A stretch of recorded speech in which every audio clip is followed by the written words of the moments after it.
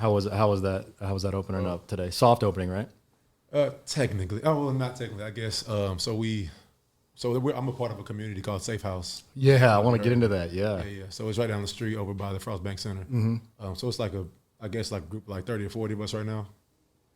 So we just wanted to open up to them first and let them be the first ones to kind of get a feel and look at what Tap Rack Social actually is, because we've been posting for over a year. Yeah. Okay. Because we were first major company, so we weren't really privy on how any of this works. Right. So we got the idea, we're excited about it, posted it. Hey, that's fine. Wrong. Wrong. Everybody started hitting you with questions and everything. And this was over a year ago. Yeah. So people were getting excited about something over a year ago. We hadn't even started brick and ground construction yet.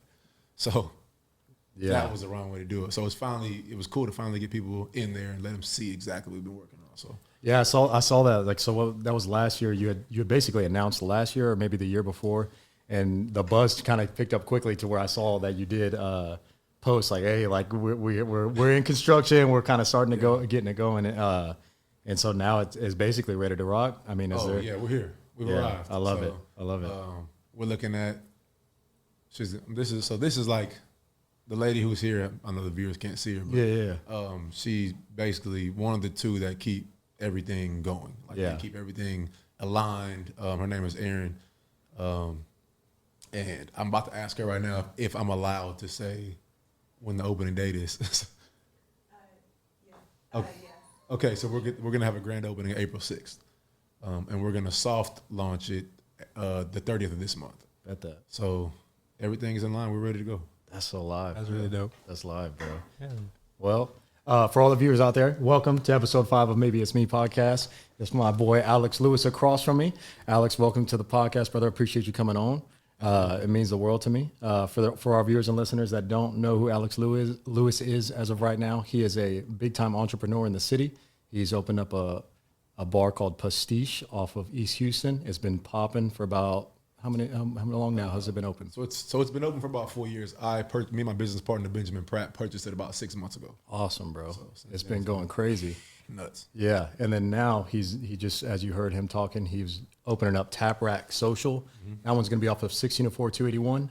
Yep. Awesome. It's in the Legacy Oaks shopping center. Yes, sir. Right next to Lifetime. It's in between Lifetime and Main Event. Awesome, man. So you're doing some big things. And then even bigger than that, you've been working, you have a nonprofit, Project H.E.L.P. Yes, sir. Awesome, man. So we'll be getting into those throughout this show. But I wanted to welcome you on, bro. I've been idolizing you when it comes to just watching you through a lens of just from a third party perspective. You are a grinder. You're a motivator without knowing it, bro. So man, I wanted you to come on for sure. I appreciate it. Yeah, you guys having me. Of course, man. Devon, how you feeling, brother? I'm good. I'm glad to be here. Got Yes, my sir. wine and everything. Cool, Yeah. Hey, boy brought us a wine. I Yeah. appreciate that, man. Appreciate you bringing it. And you said this is from Pastiche, right? Awesome, man. We appreciate Pastiche for holding it down with the wine. Always. And of course, we got Paul in the back. Paul, how we doing? How's it going, guys? We love it. We live in life, man. We're doing good. I like to usually ask the question of like, how was your last week? If you want to walk me through how your last week was, bro. Yo. Hit it with it hard. This last week has been one of the most taxing weeks of my life. Yeah. How are you filtering through it? Friends. Okay. Friends and wine. So, yeah. It's a good Friends, combo. wine, and, for sure. and kind of knowing what is coming. Yes, sir. When you know what's coming and you believe in what you're doing, the hard weeks aren't as hard. Yeah. So Beautiful. it's been one. Yeah. It's been a week. Yeah. Well, I'm glad you're getting through it, man. We need you to. Like I said, you don't understand who you inspiring from behind the lens and things like that, but you are, brother. So keep going. It's crazy to hear about. Yes, sir. Devin, what about you, boss? My week was good, man. Had a good week. Yeah. I'm always blessed, like I say. I got something to complain about. I'll let you know. This week I ain't got nothing to complain about again, man. I've been living a good life, man. I feel that. Paul, what about you, sir? It's been going pretty good. Been happy with some of the success we've had with the podcast so far. So, Amen. There you go. Appreciate that. Aaron, I'm going to ask you. I know you're not mic'd up. You doing all right? Your week was all right? Beautiful. I love it. I love it. Well, awesome, man. We appreciate that.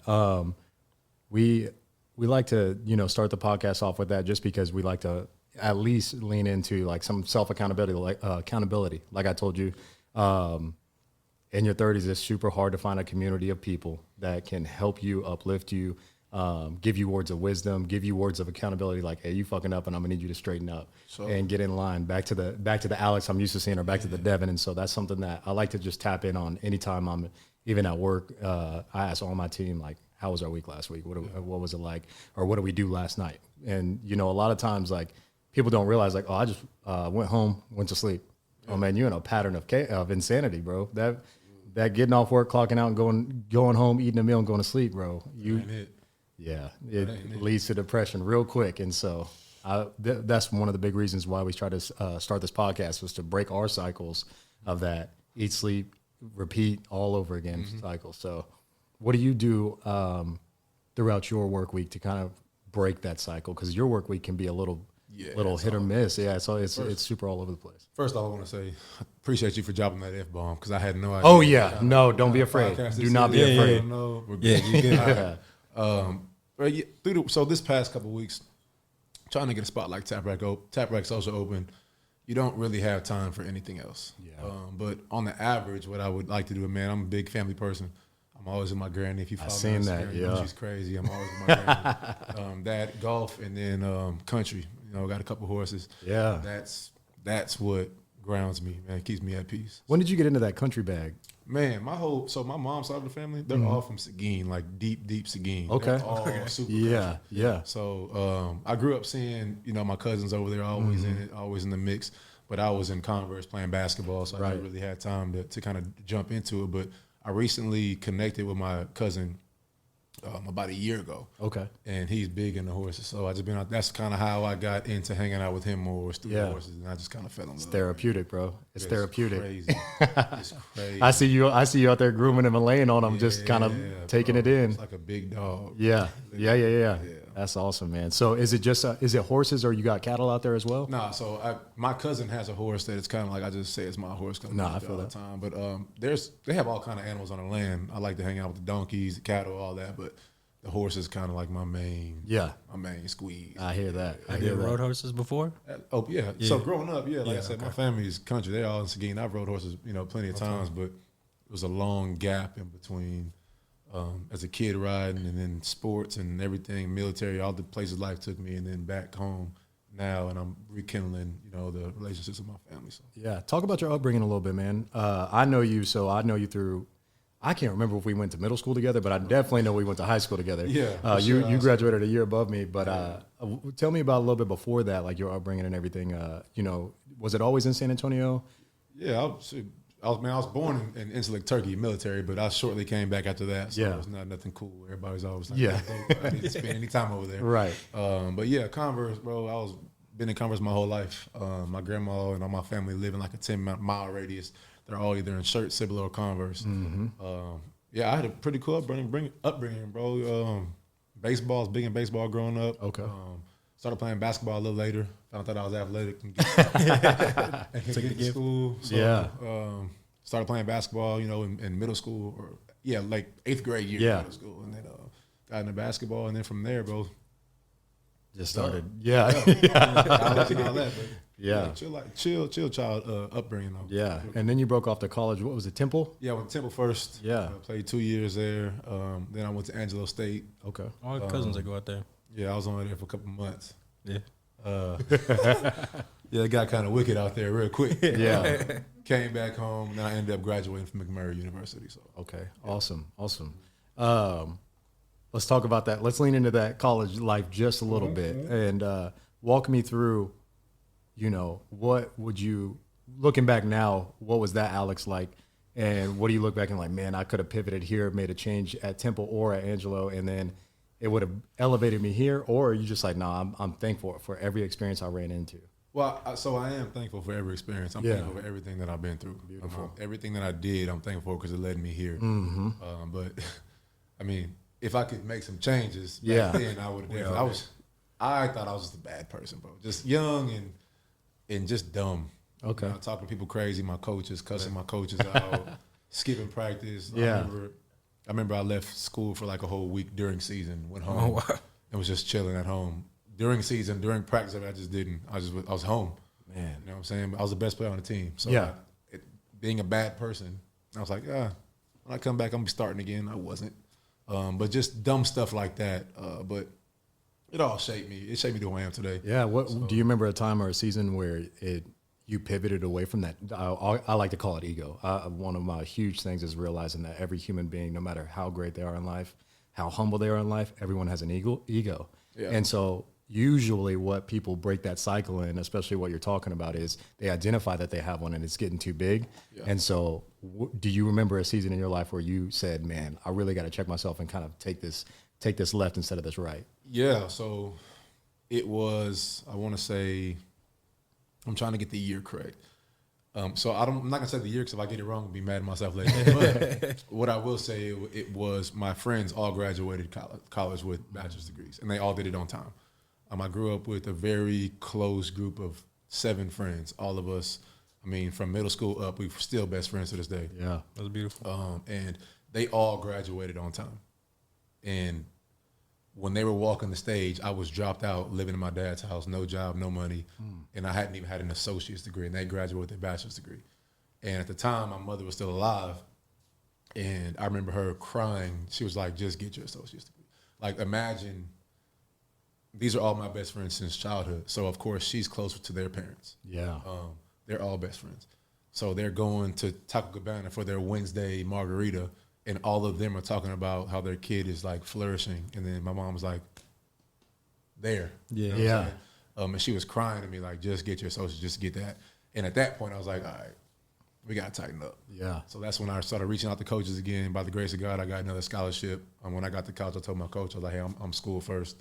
I got to get this degree. I got to make this happen for my mama, you know what I'm saying? And I do think that was kind of that pivotal moment.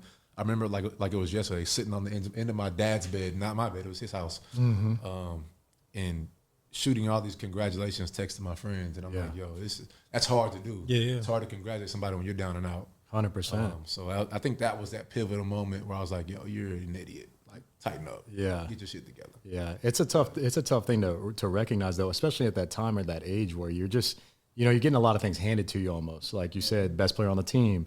At that time, materialistic things probably meant a lot more. So you get all those things and you're not realizing, you're not setting yourself up for later success or anything like that. So it's really strange. We've all been there. I remember mine kind of came in waves. Like you were talking about people graduating on time. Bro, I wasn't even about to graduate high school on time. And I had to buckle down just to say that I graduated with my class. I was going to be 2011 rather than 2010. And I remember I had to go deep in my bag to just get through that. And so it's funny. What was the reason? Bro, honestly, so a lot of hardship. I grew up with a mom that was basically a single parent, and we had 4 siblings in the house. And so summertime and through school, I was working. I was paying practically rent throughout my high school tenure. Wow. And so a lot of people don't know that. And so it was stressful. And then chasing girls at the time was never good. And then, just caught up in the wrong stuff. And so I just did not care about school. I think at a young age, I identified that grades or education or that type of learning environment wasn't for me. For sure. And so I just kind of didn't care. And I remember the things I did care about at that time were the social life and people talking about, we're about to graduate, things like that. I was like, man, I'm gonna sound like a loser if I don't. So I really I gotta tap in and get after it, bro. So that was kind of the same trigger for me at that time.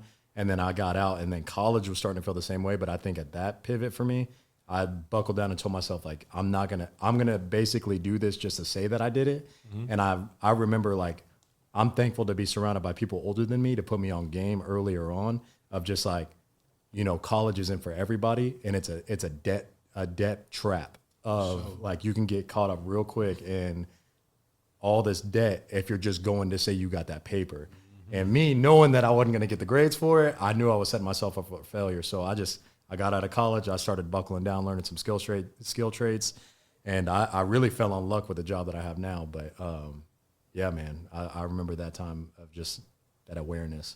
Yeah. You got anything like that, Devin? Well, I didn't graduate on time like him. I don't think I was really going to try to go to college, but my mom kind of told me the same thing. Mm-hmm. At least try it. So I didn't go to a university at first. I just went to Lakeview. Yep. The Lakeview College. Yep. I was there for a little bit. And then my dad was making me he didn't pay, like he paid for some of it, but he was making me pay for some of it too. So then I was like, damn, if I got to pay for this, I'm not about to be failing because then I got to redo it. So that was kind of like where I did kick, because I wasn't in high school. I didn't care about grades in school. I mean, I did enough to pass and like that, but when I got to college and I had to like actually pay for a little bit of my stuff, well, I was in the books. I was. I'm not gonna lie though, like what I do now though, I kind of feel like I said, like should have just went like a trade, like what I do now. I don't know if I really should have went to college and graduated. I don't do much with my degree anyways. I feel like a lot of people have that look back on life though, where they're in something now, like a career now, and they're like, man, I just wasted all that time. But I promise you there was experiences through that everybody learned something through. Like I say that a really good friend of mine went to A&M, and that was the first time when I became friends with him. He took me up to like a college game day against Bama, and it wasn't necessarily the party life that I like became like a light bulb went off in my head. It was more so the cult that A&M is and the networking that it brings. And I was like, bro, like everybody in the bar was talking to him and just like basically telling him, hey, call me after this. We'll meet up and link up. And it's like, bro, the college atmosphere and that experience, the amount of networking you can grab through that is unreal. It's hard to recognize that at that young Oh age. yeah, Like, no, I didn't recognize that at 18, yeah. 19, but yeah, looking back, you're Not caring about that back then. no, Not you at wasn't caring all. about that But no, yeah. Like now that I look, somebody that didn't participate in it and seeing those things that they say, like, I don't feel like as if it was all the way worth it. I always try to tell them, bro, you learn so many things and so many traits through that you have no idea that it sets you up for, like you said, it sets you up for your future. Absolutely. My bad. Me and Aaron, we do. No, you're good, brother. You're good. So not at all. So tell me what led you to the Air Force, and thank you for signing up. I know a lot of people they try to like be real humble when you talk about joining the military, things like that. I want to say for anybody out there that's actually signed up, you did something more courageous than a lot of people will ever do. So we appreciate you serving. And what led you to that though? I appreciate it. Yes, sir. For sure. I don't look at it like I said, but I didn't do anything in the military. No, I get it. But it's still, like I said, if something was to pop off, you would have been the first up, you know? So I'm on the way. yeah. But so I'm real calculated in my steps. Okay. I always have a plan. It might be like real open, but I know like the things I need to do to get where I need to be. And so the Air Force was basically like a step for my plan B. I knew what I wanted to do. I wanted to go in for contracting. My whole family's contracting. My dad's contracting, sister, two of my aunts are contracting. Okay. And that's a great job to have on the outside. So I literally joined the Air Force just to get experience in contracting. So I knew I was going to do 4 years the whole time. When I got out, I was like, man, if I can just get a little bit of disability, Solid. I'm solid. Yeah. You know what I'm saying? Yeah. Super blessed for that too. But yeah, and what's crazy is one of my best friends, Quentin Hector, he joined the military before I did. And it was always something we talked about. And I was always kind of like on the fence about it. But when he did it, I tell him all the time, bro, you showed me that I can do it too. Like, Yeah. If you can do it, I know I can do it too. And I thank him every day for having the balls to be the first one out of all of us to do it. But yeah, I joined the Air Force just for 4 years, just so I can have a plan B. And when I got out, I did contracting for a little bit before I started popping off businesses. Yeah. But that's still my plan B. So if something ever goes south, I know I can walk into a 6-figure job doing contracting. Beautiful. Tomorrow. So you think pops for a lot of that, or like you said, just majority of your family putting you on game of like, this is one option that you have that's guaranteed. We can get Pops you in. for sure. Okay, Pops good. for sure. Pops, he put me on. So he's like a GS 15 or something over Yeah. Fort Sam, cashing out. You know what I'm saying? And like my dad's one of my biggest inspirations. I see how he lives. I see what he's been able to do for me and my family, me and my sister and my mom when she was alive too. I just see how he treats everybody and how he handles everything. Yeah. So I've always wanted to be just like my pops in a real way. People are weird nowadays. I was like, I don't idolize anybody. I think it's a cool thing to say, but I idolize my pops in a real way. Oh yeah, definitely. You know what I'm saying? So I knew that if I just did what he did, I would be straight. So yeah. Beautiful. You said that was your plan B, military? Military's my plan. Yeah, military's my plan. Well, contract is my plan. Contract. military was the catalyst for me to learn my trades in contracting. Gotcha. So like, was your plan always to open up a business, or? Yeah, I knew. So I've been an entrepreneur. This is what I do. Okay. If you're an entrepreneur, you can't run from it. Oh yeah. Because every single thing you do, no matter what, you're in your mind thinking like, fuck, how can I do this shit for myself, not anybody else? I've always wanted to be in philanthropy, like giving back. That's always been my lane since I got stories back to when I was 4 years old. Like that's always been my lane. The military, like I said, that's just how I can get some backing, some money, some stability, so I can dive into those things. That's dope, bro. That's real. That's crazy that you had that mindset. That really is just discipline of this is what I'm gonna do. I'm gonna attack this first, check that box, then pivot over here to the military, go 4 years deep, and then check that box.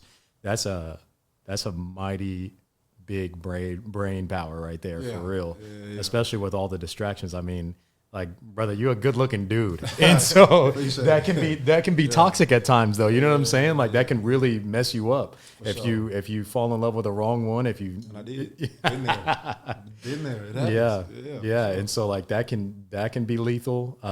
The friend group you have, a lot of people don't have that. You said that you've had the same friends since middle school. This world is this. I don't want to say this world. America is a big crab in a bucket mentality place, and your friends are quick to do that to you, not intentionally, but it can be a crab in a bucket mentality. How do you and your friends operate to not be that and elevate each other up? Oh, well, everybody has their own lanes. For one, everybody has their own lanes, and two, we don't operate in ego. Like that's one thing. Ego and pride are just weird things when you're grown up. Like it's weird to have it after a certain point in time. What are we doing? So not operating in ego is just like everybody in my friend group at some point in time is popping something off. Yeah. So since we all have our own lane, it's very easy for us to congratulate somebody else when they're in their lane.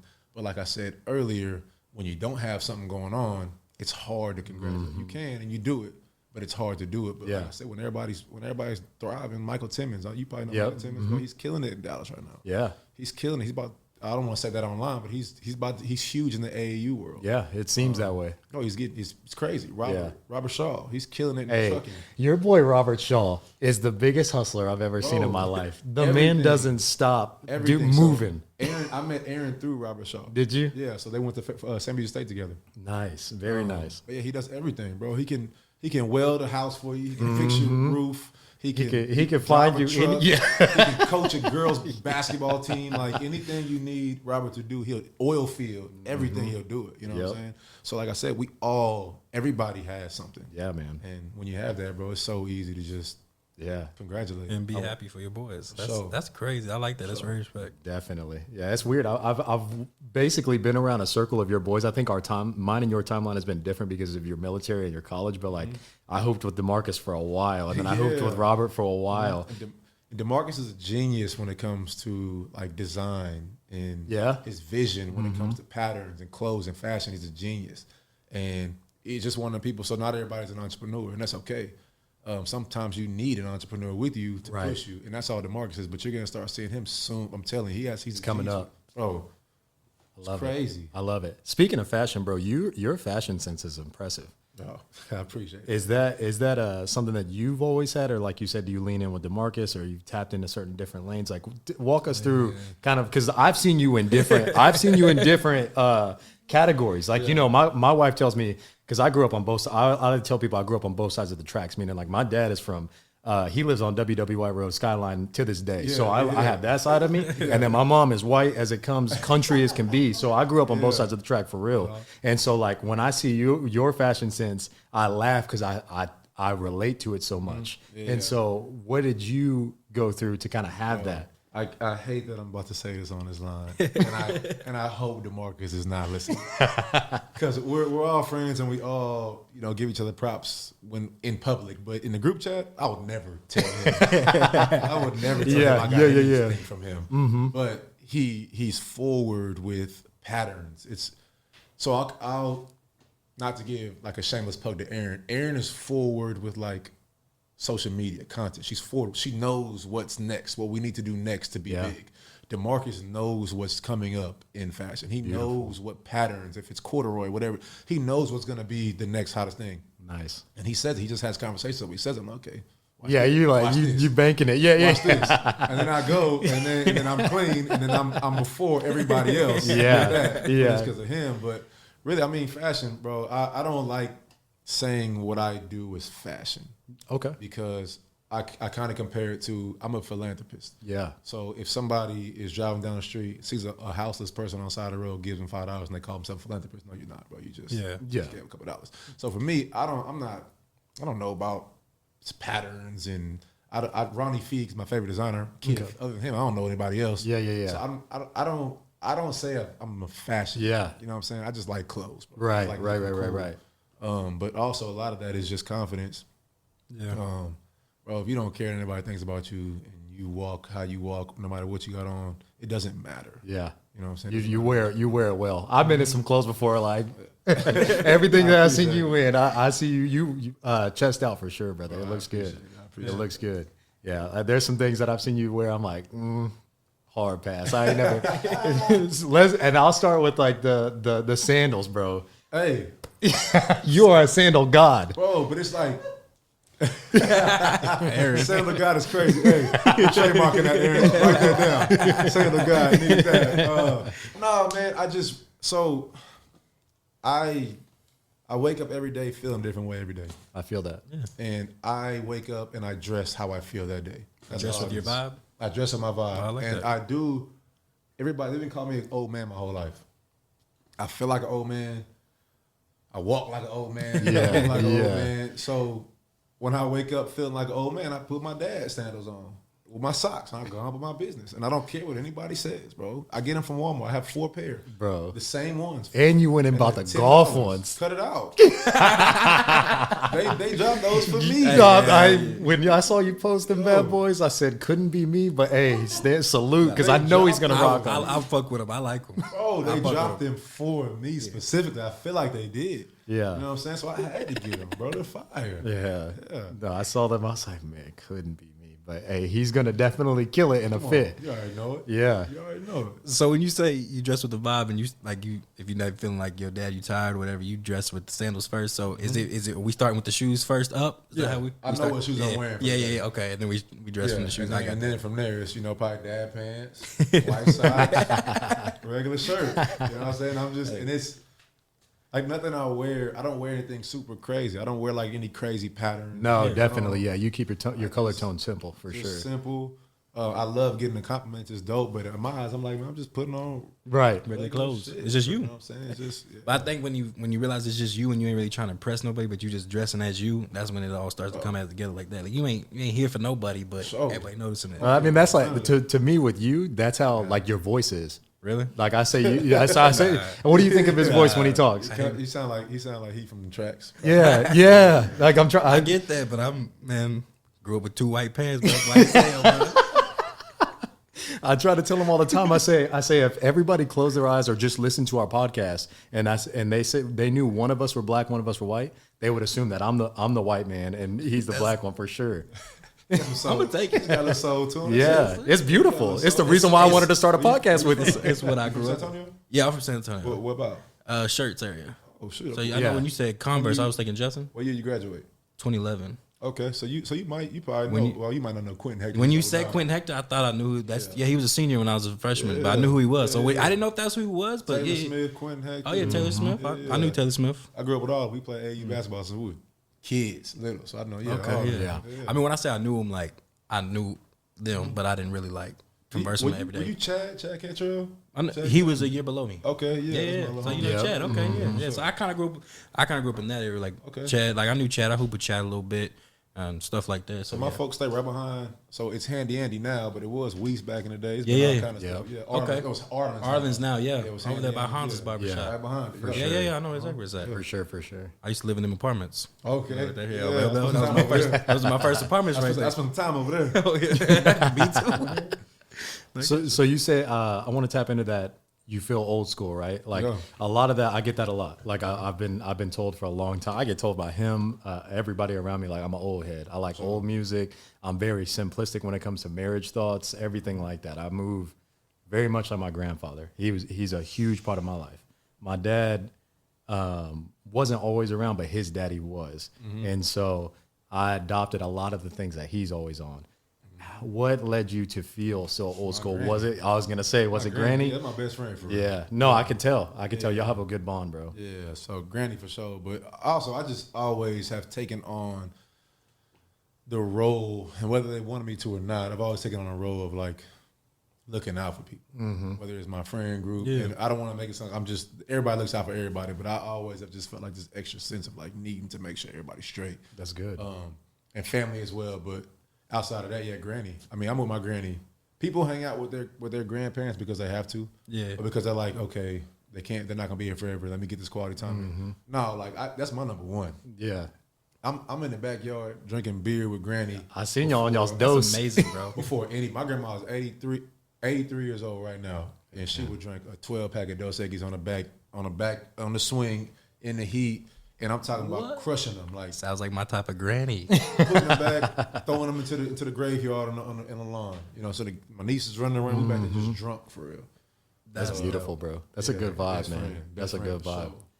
for I'm sure y'all talk about everything under the sun. Man, she gave me so much game. Yeah. But like all the nonprofit came from her.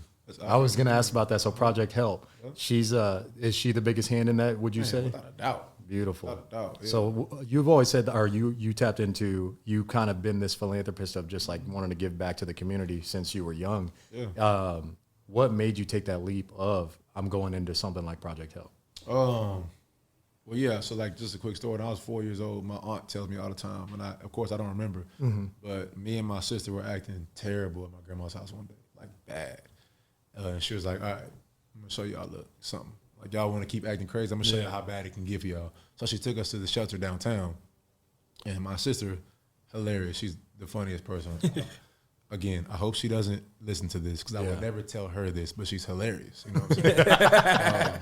And she just doesn't really care about much. She's like free, whatever. Shit, free spirit. Yeah. But me, so she went in there and she was kind of like, cool. They're living bad. Sorry for them. I want to go home now. Me, I was in there tripping. At 4 years old, tripping. And I was like, why don't these kids have their own bed? Yeah. Like, why are they sleeping together? Why are they in this big building and not at home?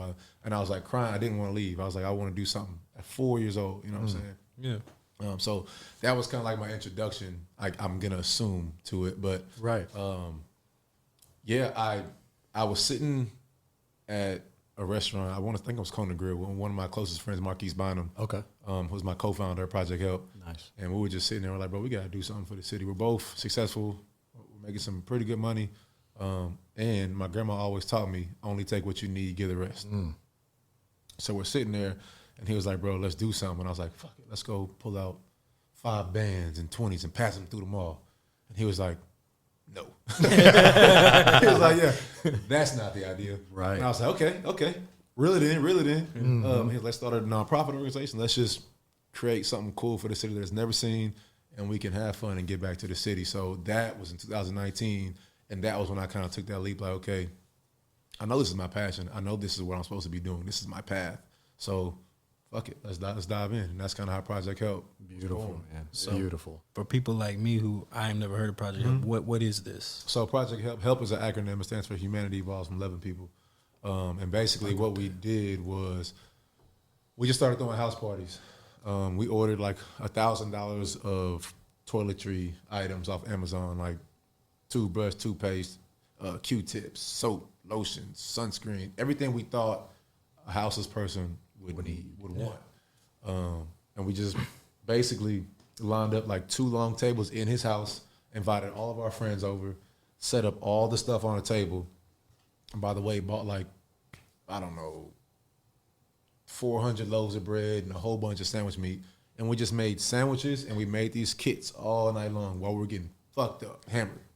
Like to drink. It is what it is. Oh, that's Hey, you good? like you are talking my language right now, bro. So we're just having a house party, making these things for the homeless or the houseless. And then woke up the next day, went and passed it all out. And that was how Project Help was birthed. So those were the events we started doing. We did like, I want to say 4 or 5 of those in the first year. We probably passed out over 2,000 meals, 3,000 survival kits in like the downtown area of San Antonio.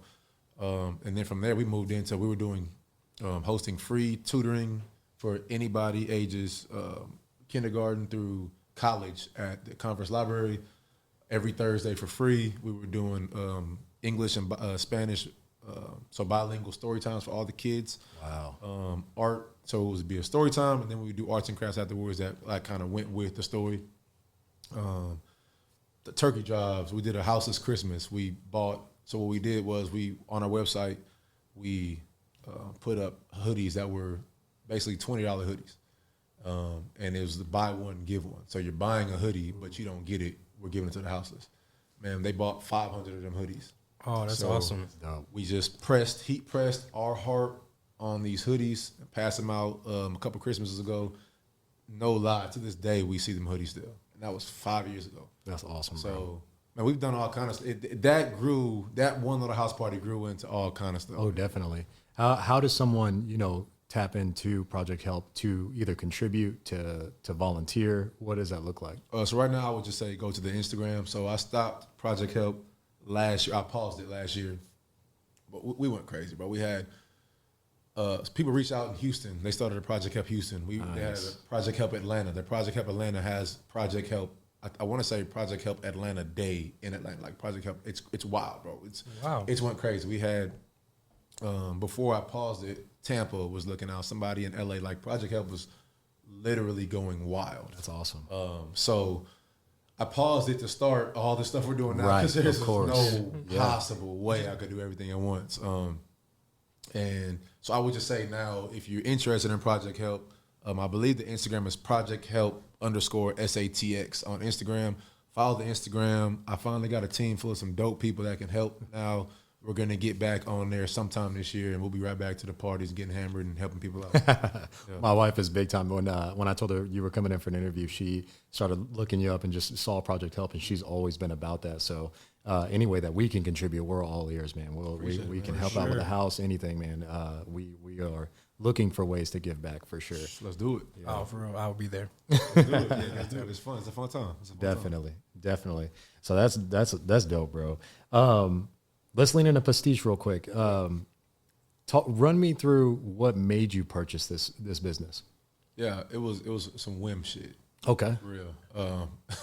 So we started, like I told you, we started Tap Rack over a year and a half ago. Yeah. And we did it all wrong, of course. And so we started getting real close to construction at Tap Rack, finally. And as we were getting closer to construction, one of my good friends, Weston Rydell, I'm not sure anybody knows him, but he reached out and he knew the previous owner of Pastiche. And he was like, hey, man, he's selling. He's basically saying if y'all want to have like a pop-up, put a screen in Pastiche and have like a pop-up event there. He was like, y'all can come do whenever y'all want to. Y'all can make money off drinks and kind of start rolling y'all towards opening y'all's own spot. And I told my business partner, I was like, Ben, it's a dope opportunity for us to go ahead and do this. And he said he's selling? And I was like, yeah, bro, but we're not. No, we're not buying. Like, we're not doing that shit. No, bro. I sold 3 houses. Oh, wow. I sold 3 houses to start Tap Rack, moved in with my sister for a year. Sacrifice doesn't even begin. Yeah. So I'm like, bro, I ain't got nothing. We ain't buying nothing else. Yeah. And he was like, just trust me on this. And I was like, all right, man. I'm going to trust you. Right. So we ended up just basically putting an offer into the guy. The guy loved us. Still good friends to this day. And we ended up buying it like on a whim. Like literally a month before we bought it, we had no idea what Pastiche. I had no idea what Pastiche was. Yeah. A month before we bought the bar. So really, that was just like some fell into our lap type shit. Sometimes that's the best way it works out. I wish I had a cool story about my love for wine. I'm a sommelier or something. Yeah. I have nothing. Bro, sometimes that's the best way it works, honestly, is just, you come across dumb luck and then you start falling in love with it. For sure. So was Pastiche, you said it was already previously owned by somebody. Was it the same type as is now? Are you continuing the same thing, or did you switch it up with how you gonna run it? We switched it up a lot. Okay, yeah. So the interior is the same. Benjamin Crick, the guy who owned it before, genius when it comes to opening bars. I don't know if y'all have heard of like Jet Setter or what's the other one called? Juniper Tar downtown. He opened up all those bars in San Antonio. So he's a genius with it. His interior design is ridiculously cool. So we didn't change any of that. The only thing I did was he had a wall that was all wine bottles. Mm-hmm. I put up I have an extensive record collection. Okay. I put up my records on the wall. That's the only thing we changed on the inside. But we changed up the music. He was playing like a hi-fi. Yeah. Oh, okay, yeah. That was his vibe in there. Yeah. You know that was gonna. Yeah, you got to get that one. Yeah. That was gone. And we added like a neo soul Thursday, basically like a deep soul Fridays, and Saturdays is kind of like a vibe. I don't even know how to. It's a vibe. And we just opened up Sundays, which is also just like a Sunday fun day type thing. Sunday kind of love. Beautiful. Vibe. But yeah, so that's the only. I would just say the music. Yeah. I would get cussed out if I didn't. Daniel Pittman, we brought him on as our basically GM of Pastiche, and he has absolutely turned the bar around. He's a genius with this. Like all these shameless plugs, but hey, bro, Daniel Pittman is a monster when it comes to that bar. So that was honestly probably the biggest part that changed Pastiche around. Having that person on my team, bro. Hey, shout out Daniel. For sure. Shout out Daniel, man. Y'all are doing hot things, man. I literally just scrolling through reels, like one of them was top 10 bars. Y'all were number 2 recommendation on there. It was crazy to see. So dope. And there was another dude like talking about where you can find black people at. Y'all were on there for sure. And that's a positive thing, bro. Like to bring something like that to that community in the black community of culture, and them have a place that they can walk into and feel welcome on that level.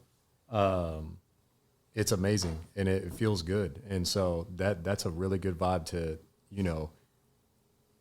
welcome people to the next level, the higher elevation. Something that I'm about to segue into is golf, right? Mm-hmm. A lot of black people don't know a lot about golf. That's something that you're putting a lot of people on just from doing it. And it's something that I always say, like, I wish we would be taught this at a younger age, and it takes a generation like us to educate our next lineage down of what it is and what golf is and what wine. Wine's not a big thing in our community. I grew up on OEs and Mickeys, and so it's like got a little excited. Yeah, that Mickey, that Bud Ice. Okay. Yeah, bro. So it's like hearing those things and seeing those things, it's few and far between in our community, and so to have that and to move that way it's awesome, bro. It's a good look. It's a good look for sure. So like I said, segueing into golf, bro. Talk me through. Oh, go ahead. Real quick. Yeah. I have to say this also. So the guy we wanted to bring wine, he got caught up. Yeah, Calvin McGee. There's no way I can have this conversation and not speak on that guy. Okay. And I'm not gonna draw him out, but he's also one of the biggest reasons why all this is going. So you see, Beautiful. So Erin is the content lady. Yeah. She makes it. Video, she's a genius, of course, huge part of it. Calvin is the one who's on Instagram in y'all's face. Like you see Pastiche videos everywhere, it's because of Calvin. Nice. Responds to every DM we get, every comment. Like, this guy is nuts. And we talked earlier about like no pride and no ego. Yeah. Calvin came to us before Tap Rack was even a physical thing. Like it was a thought at the time. Mm-hmm. He was like, yo, I don't care about money. I don't want money. I just want to start with y'all and help y'all out and work with y'all. And when it's time for money, we'll get there. Take yeah. care. So for 4 or 5 months straight, Calvin has done everything we've asked him to do. On top of that, even more. Calvin's the employee, where it's like, bro, okay, I tasked you. Take a couple days. Yeah. No, 2 hours later. Yeah, it's done. I'm like, God damn, now I gotta do something else. But Got to keep him busy because he's getting the work done. It's crazy. So we can go in the golf. I just had to. No, shout out Calvin, man. McGee. You need who those. can? Cal can on Instagram. That's dope, bro. Shout out Calvin for real. You need those employees, man, that are grinders. I don't For have sure. employees. I had team members, man. Beautiful. So these, real quick, I assume these aren't the 7 friends, right? Calvin, no, Calvin. So I've known Calvin basically my whole life, but no, he's not in that group. He's been with us and our company, bro. Both of them going crazy for us. Beautiful. Where are you finding the talent to get the right team at? Like, Man, I swear to God, it's got to I be a don't know. process. I don't know. Okay. It's crazy how this came about. We talk about it all the time. We don't know how we were blessed with such a squad. Erin's the same way. Erin the stuff she's doing for us, she can go and do for anybody else and cash out. Yeah, And she's like, bro, I don't care about money. I care about people. I care about you. I want to work with you. I want to do this. I'm like, bro, what? Like, she's down for the cause, not the money. Man, God, that's you need people like that care about the cause, not the money. But how do you how do you find a group of those people? Nobody knows. I have no idea how we came across all these dope individuals. It's a blessing. So there's a thing I live by, bro. There's a thing I live by, and I'm a say it through you, because it is a lot about, you just said that Erin's talking to you and letting you know, like, she don't want to go nowhere else. There's no bad teams. There's only bad leaders. And so for yourself, I want you to understand, like, they're attracted because of you. And so we're stopping this right now. I don't let her do this. Attitude reflect. I don't leadership. let her do this. And I'm not gonna let y'all do this. hey, man, I'm being serious. Like, it is one of those things where you got to understand that, the weight that you wear on your shoulders, they don't take it for granted, but also they understand that it comes with a boatload of humility and a boatload of, like, hey, everybody eats. I told him he ain't never watched it, but paid in full. Everybody eats. Everybody eats, B. And it's a real thing. I think it's kind of like some similar. I have like a similar kind of thing to like how Aaron wants to stay and everything like that. Mm-hmm. Like, you came to me about starting a podcast and stuff. Right. It's like I wouldn't have just started this with just anybody, but when you see it's like how they look at it, it's like I can see that kind of sometimes what you do, Nick, and I'm like, that's someone I would. Appreciate. You know what I'm saying? Like, because you can I'm about to do the same thing. Alex did. Stop. But you understand? Like, I kind of understand what Aaron's saying. It's like I'm not here for the money. I'm not doing it for anything like other than that. Like, it's just I'm down for, like, it's dope to me. So I'm down for it, and like whatever it takes, I'm down. Like I don't think I ever like, whatever you said you needed, we got done. You know what I'm saying? So, no, facts, for real. It's a weird thing when you're at a certain level of leadership or just leading in general. And, like you said, you don't even want to consider it leading. You just want to consider it like, I'm on a vibe with these people. Like, I'm just doing my thing that I was taught how to do. But in their eyes, they look at him like, no, like, you're really leading us. And so it's kind of hard to identify that sometimes. I still don't believe they're thinking that. So the gym at Tap Rack called me boss today. I'm looking like, who is she talking to? Who are you? Yeah. Me? Mm-hmm. Like, not little old Alex Lewis with Converse. No, you're not calling me boss. Stop. I think that's what tough. makes you attracted, though. That's what makes it part of the attraction. It's very tough to, like, hold on to and identify that you are in that role, but you are, man. And it's a beautiful thing to see with the team that you have around you, the hat that you try to wear, but in their eyes, the hat that you wear is a lot bigger, and they understand that. And so it's dope, bro. It's dope. It is. I didn't mean to get you off topic. No. This all started with my plug to Calvin. But. Yeah, no, bro, you're good. We can take this conversation anyway. I just wanted to preach 10 o'clock is y'all's time. Bro, we got plenty of time. we Honestly, we got plenty of time. Man, what's up? You said what? Yeah, Okay, man, tell him to beautiful. come, man, he missed my whole little thing to him. He gonna hear it. Yeah. For sure. April 10th. So talk to me about golf, bro. Okay. What got you into that sport? So, not to get super sad, I lost my mom May 8, 2018. Yes, sir. I was going through a real weird time in my life. I don't want to say rebelling, but I was trying to show everybody around me I was a grown up. I was in the military. I had just got stationed in Canada. I was by myself. My mom was like, I'll take care of your phone bill. I was like, no.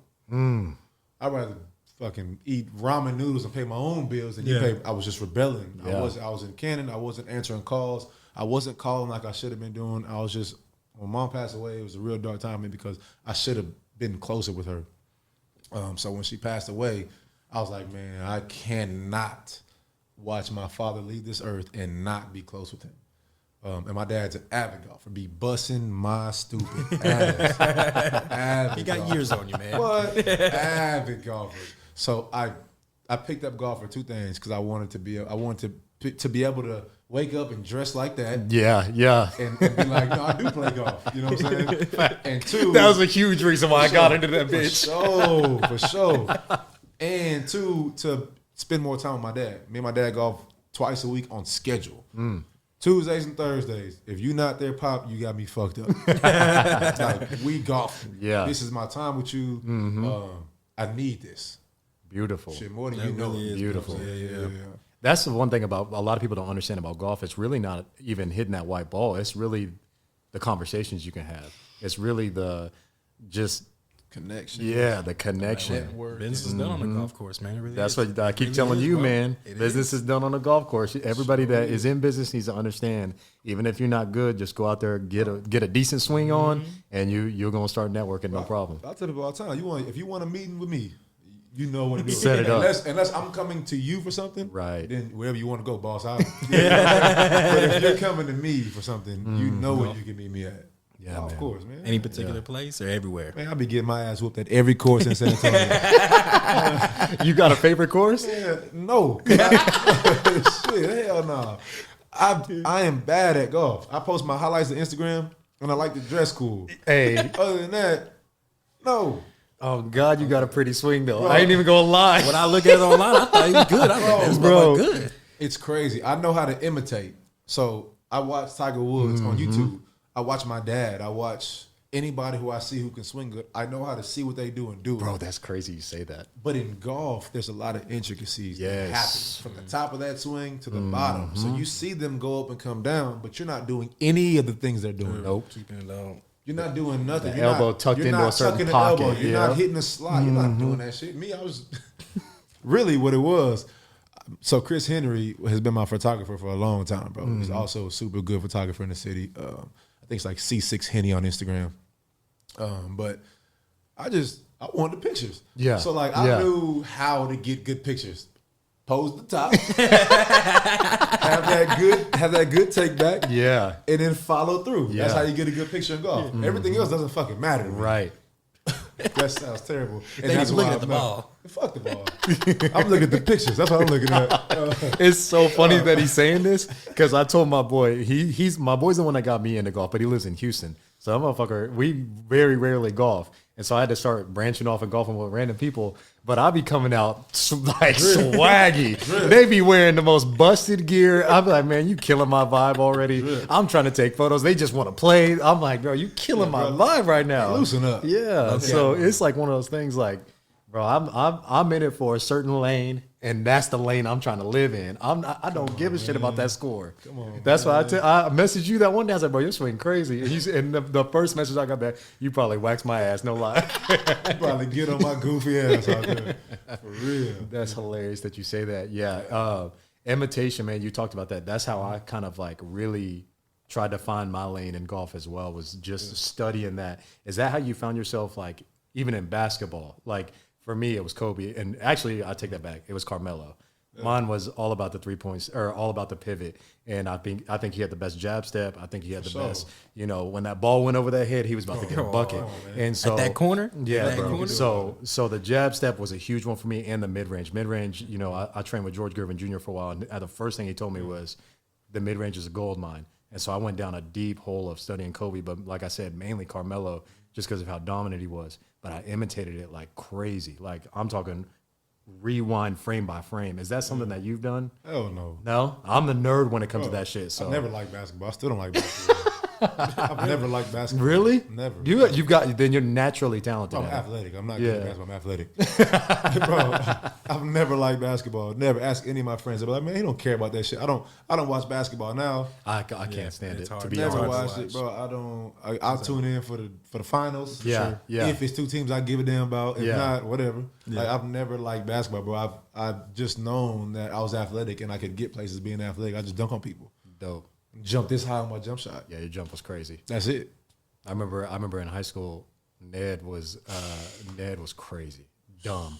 Best friend to this day, bro. Ned did an East Bay in high school, and at that time, not a lot of people were East Baying like that. Nobody was going between and the legs back then. and so like when we had seen that in the gym, it was stupid. And he's 6'1". Yeah. 6 foot. It Actually, was he's 6 foot stupid. on a good day. So I never forget though. They did y'all were doing that in like open gym or something, going crazy. And then so he East Bayed, and then Alex, you came behind him and you leapfrog. But the leapfrog, I can't even take credit for that. That was Tevin Russell. Yeah. Tevin Russell leapfrog because he was bouncy too. Yeah, I probably did like a little windmill. But yeah. Tevin, if he heard that now, he'd be like, man, that wasn't him. bro." That more, yeah, you know what? You might be right. Tevin, Yeah. Tevin. But I just remember y'all's lines were crazy. Man, everybody crazy. was talking. Except DeMarcus. Yeah. Just a little height challenge, but hey, Even good Mike Timmons point was guard. dunking. That is true. That is true. Mike Timmons was dunking back then, Bro, y'all had a nice little run though in that your senior year, right? I don't want to talk about it. Hey, That was the one thing that man.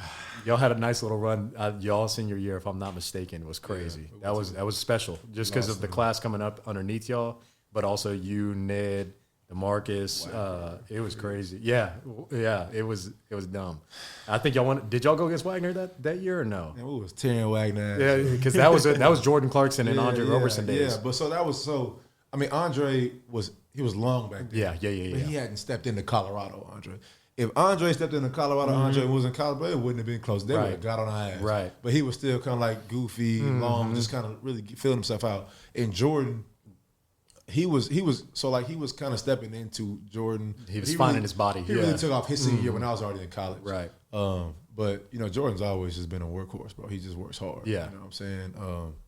But it was also kind of like we all grew up together. Yeah. So even then, it was probably like a big brother. I want to beat my big brother type shit, man. We were like, there's no way little bros beat us. But skill, but way better than us.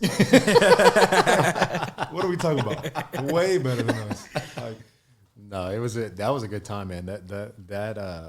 That like run of your class year, y'all senior year, our senior year, it was a good time to be at Judson for real. sure. It was fun. Yeah. It was fun. So is that why you did it? Because you said you didn't really like basketball. You just did it because of the fellowship, I guess, the brotherhood it brought. Like, I did it because I knew if I didn't get money to go to college, I wasn't going. I got you. Yeah, bro. Like I said, sports is cool. It's weird. I'm not really. Not a sports I guy. grew up playing baseball, so I like watching. But my Atlanta Braves, my favorite team. I don't want to talk about them either because. Yeah, bro. Sports is cool. My thing has always been community. Yeah. My thing has always been not to just get like super serious, but I really never gave a damn about it. You know, what I'm that's saying? good. I was just athletic. Like I said, I can. So I went to Temple on a 4-hour scholarship off of athleticism. Left there, went to Angelo State. But I was getting calls from all kind of schools. I didn't have the grades. Yeah. But Angelo State, 4-hour scholarship. Removed from there, went home, went back to McMurray, 4-hour scholarship like 2 years later. Like, I was just athletic.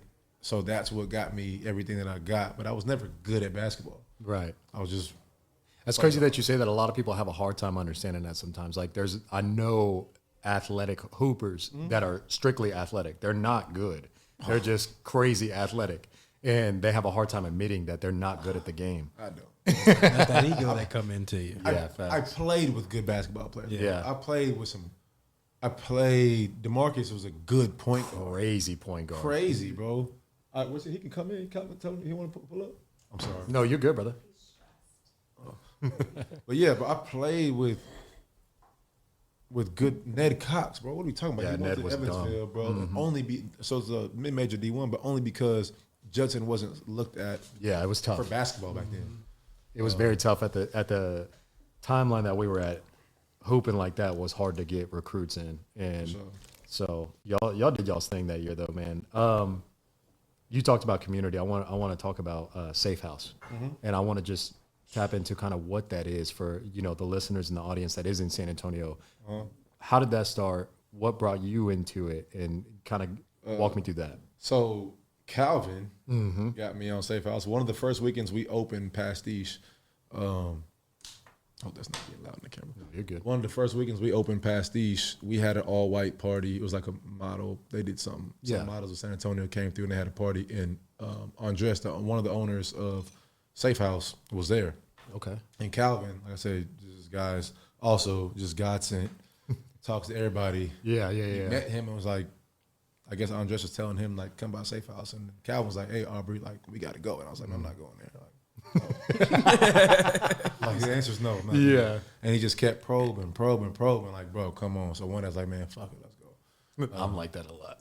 That's like Nick. Are you the probing one or you the one you don't want to do anything? Oh, bro. When you tell him no, it's so the last podcast we did, I told him I have this weird pet peeve about me that when I tell people no and they probe, I'm like never gonna do it in my life ever. You don't ruin me. Like I'm one of those, and so that's why he's laughing about that. Is because when I tell somebody no and I mean it, like I'm standing on business. I'm never gonna do it again. But he experienced something great by doing. He wasn't Yeah, about no it. facts. So I can yeah, be stubborn too, though. And I'm glad I went. Right. Because, bro, it's introduced me to some of the coolest people I've ever met in my life. okay. So is it entrepreneurs there? Is it just all kinds of business? Is it Everybody, bro. Okay. So they don't look at. They don't look at profession. They don't look at Instagram followers. They don't look at anything like that, bro.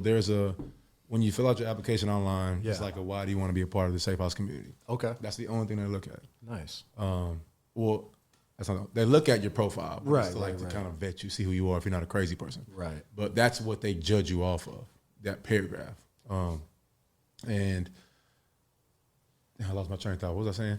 That you basically submitted on application online to Safe House. And Oh yeah. So you submit the application, and that's what they go off of, and that's why I love it so much, because it's like a lot of these community only, or not community only, members only things. It's kind of it's weird, man. They're looking at people for how many followers you how have. many what can you bring to us? Yep, exactly. And they don't care about none of that. And one of the first conversations I had with Andres, one of the founders of it, Okay. he was just like, bro, if we have 11 followers or 11 members at the end of this year, I don't give a damn. Yeah. We're rocking with them 11. Like, I'm not going to allow anybody who does not fit the vibe. So to me, I'm like, man, that's crazy, because most people, if they have a business, they need money. And I think now they're at like 2,000, I think they're like 2,000 applications. Wow. And we have like 40 members, 40, 50 members. Wow. So like Yeah. they could accept all their members and cash out tomorrow if they want to, but it's solely based off vibe, which is why I love it so much. And to go to your question, it's not just entrepreneurs. We do have a lot of people in there that are entrepreneurs, but it's everybody, bro. From all walks of life. Beautiful. Everybody. Beautiful. Yeah. It looks dope. It seems like a dope spot. Yeah. Anybody out there interested that wants a community of just good fellowship, like what we were trying to promote on this podcast, Safe House seems like it's a good place to start. Safe House. Yeah, I'll take some more. Safe House on Instagram, right? I think Aaron, is it Safe House, SATX? Safe House SATX on Instagram. You might know Oak and Saint. It's a coffee shop in the Andy, across from the Frost Bank Center. Yep. They own that, so it's connected. Okay, so it's, got you. Andres and my boy Akash, they both own these two. So. Nice, very nice. Yeah, that's a dope spot.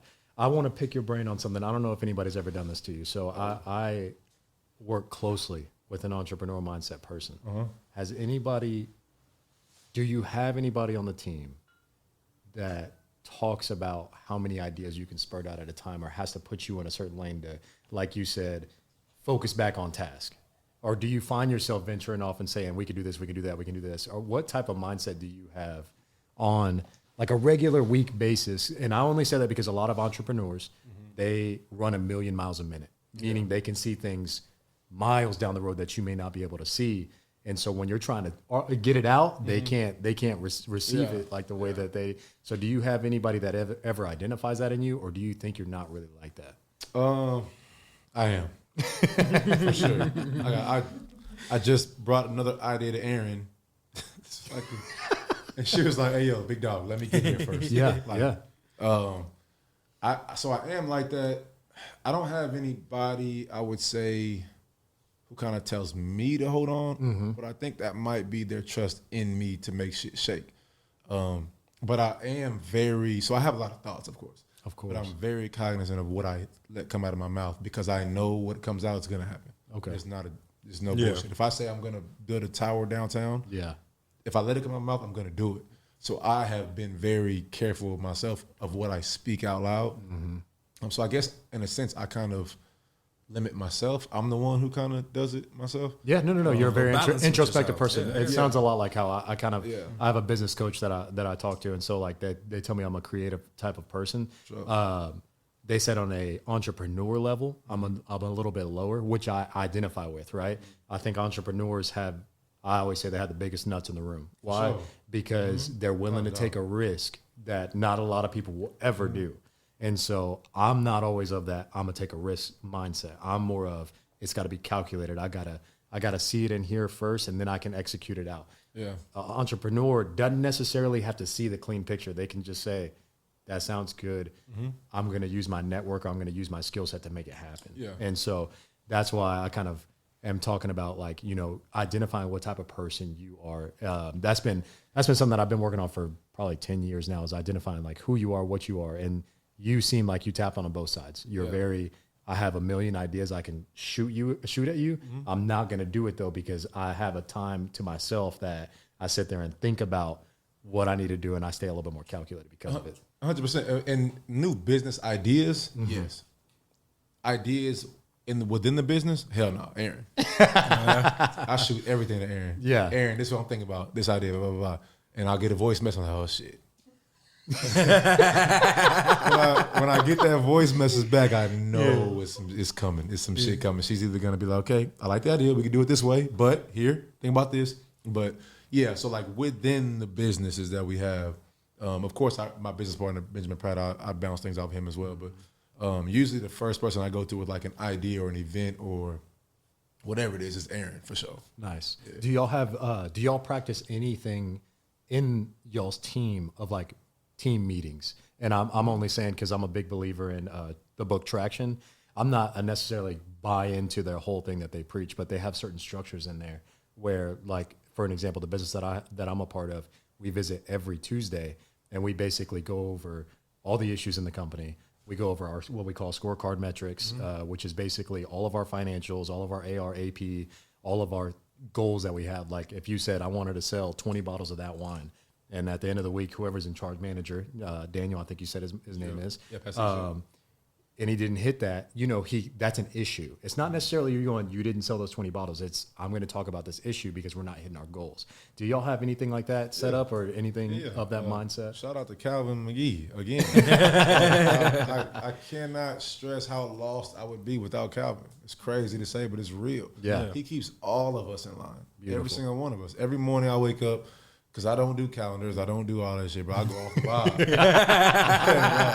I might have 5 meetings in one day, and I promise you, I couldn't tell you what time any of them are until I read Calvin's text, like, hey, bro, just reminding you, today you got toast at blah, blah, blah, and open at blah, blah, blah, blah, and whatever it is. I'm like, okay, bet. But yeah, Calvin, so he runs our staff meetings every Monday.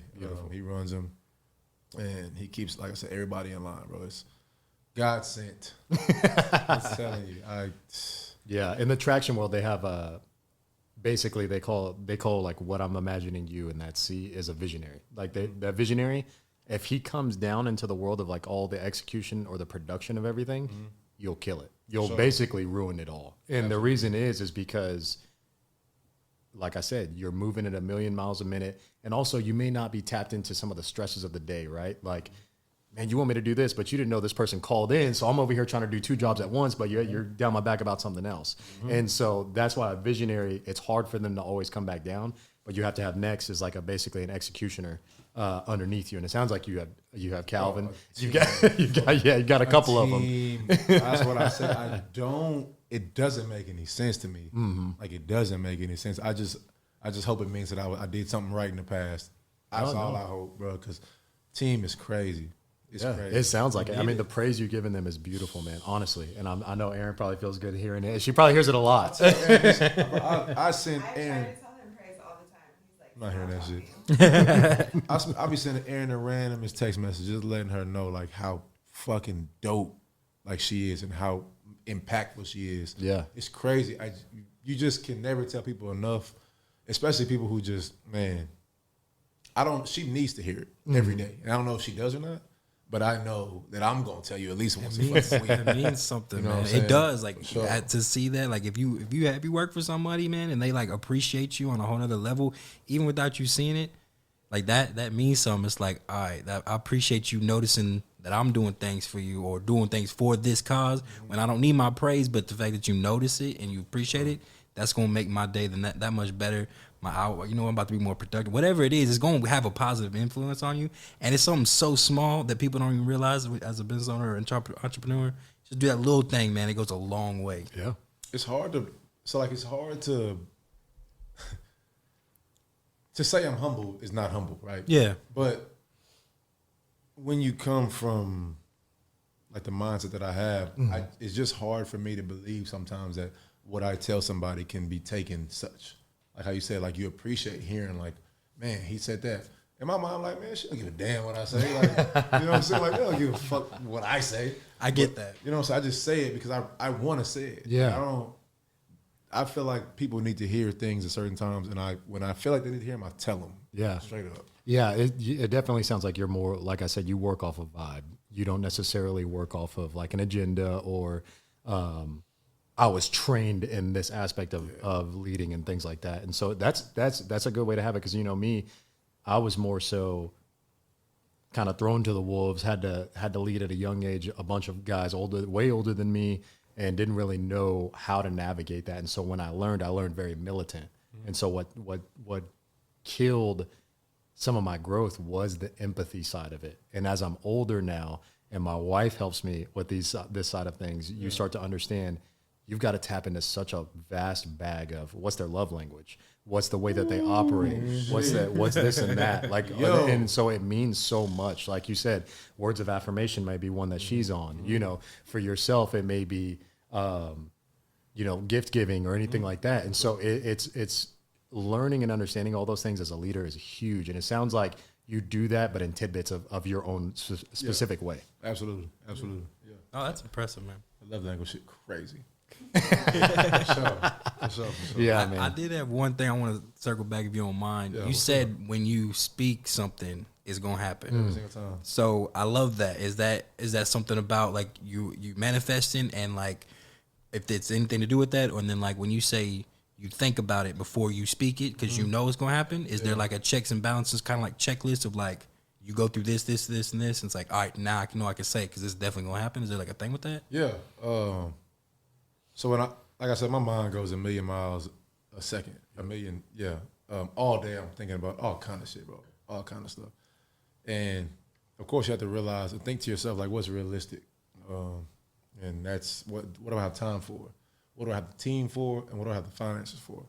And if I don't have all three, I'm not 2 for 3, 1 for 3. If I'm not 100%, if I don't have all three of those things, it's not happening. And so even just recently, my boy Andres and Akash from Safe House, we talked about starting some type of like clothing line. But I know I don't have it in me right now. So I reached out to Aaron. I was like, Aaron, I know this is Aaron Lane. I saw that. I was gonna say, that hers? Yeah, this is Aaron. I'm wearing Aaron Lane. Listen, it's not out yet, but we're gonna make that happen. But yeah, so I reached out to Aaron like, hey man, I know you like fashion. I know you like this, bro. Is this something you would like to help out with or be a part of? And she was like, hell yeah, just not right now. So, when she said that, automatically off the books because I don't want anybody else to do it. I want Aaron to do it. It's the one you trust. When Aaron is ready to do it, then we'll do it. But for now, we're not. So that's an example of me not having all three things checked out. So I go through my head. If I don't have those three things, it's over, and I won't speak it. I won't do it because, like I said, I know myself, and when I put something out there, I'm gonna do it. So do you keep it in your mind? Like, say for instance, this Aaron Lane thing. Right now, y'all, 2 out of 3, you don't got the time right now. This is right? Aaron Lane is Aaron. This is her thing. Yeah, so y'all don't got the time right now. So Aaron Lane is her clothing you. brand. Me and my partner, me and Akash and Andres, we're trying to do something else. Gotcha. And I don't have the time right now. I don't have the time, the capacity. I don't have mentals, nothing right now. So do you just keep that in like you keep that tucked away? Put it on the vision board. You know what I'm saying? Like, it's draw. So it's draw out shirts, draw designs, draw pants, and what I want my next golf fit to look like. Just draw all that stuff out and keep it in the book. And then when I do have the time, I'll know it. And when I have the time, it's game time.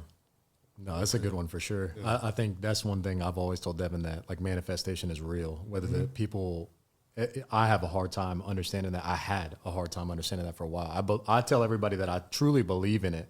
And there's certain things that I know I manifested truly. Like I told my wife, like, I'm going to marry you. And the first child that we have is going to be a boy. And I told her, like, I was the last Miller in my lineage. So I needed a boy, but I know I'm going to have one. Yeah. Sure enough, first kid was a boy. Second one was a girl. Beautiful. And so there's things like that I've manifested, and just like, not not to sound egotistical in the slightest, but I told my wife, like, I'm gonna make Pop your shit, man. I'm gonna make a certain amount of money by a certain amount of age, and without a college degree. Sure enough, like I'm here. Yeah, and so it's a beautiful thing to like manifest and talk about and talk out loud and feel confident when you do it. And so manifestation is a huge thing. I tell you that all the time, for Devin, sure. like, bro.